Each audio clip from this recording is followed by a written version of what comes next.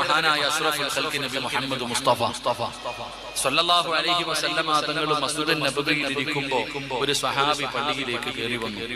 അപ്പൊ നബി തങ്ങൾ ചോദിച്ചു, യാ ഫുലാൻ, ആ ചങ്ങാ സഹാബിയോട് ചോദിച്ചു, നിനക്ക് സുഖമാണോ?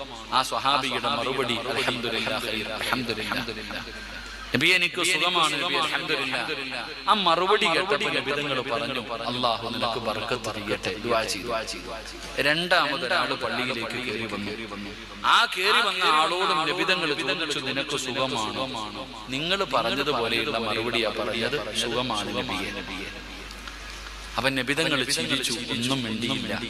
അപ്പൊ ഈ സഹാബി ചോദിച്ചു, എനിക്ക് എന്താ ദുആ ഇല്ലേ? ആദ്യം വന്ന ആളോട് ചോദിച്ച അതേ ചോദ്യം തന്നെയാ എന്നോട് ചോദിച്ചത്. അദ്ദേഹത്തിന് ബർക്കത്തിന് വേണ്ടി ദുആ ഉണ്ട്, എനിക്കില്ലേ? അപ്പോഴാണ് മുത്തുനബി പറഞ്ഞത് സല്ലല്ലാഹു അലൈഹി വസല്ലം, നീ ഒരു അൽഹംദുലില്ലാ പറഞ്ഞിരുന്നെങ്കിൽ എത്രയോ നല്ലതായിരുന്നു എന്ന് നബിയുനാ റസൂലുള്ളാഹി.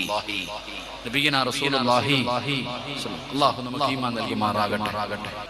എല്ലാവർക്കും അറിയാം സുഖമാണോ എന്ന് ചോദിച്ചാൽ അൽഹംദുലില്ലാഹ് എന്ന് പറയേണ്ടത് എന്ന് എല്ലാവർക്കും അറിയാം. നമ്മൾ പറയാറില്ല.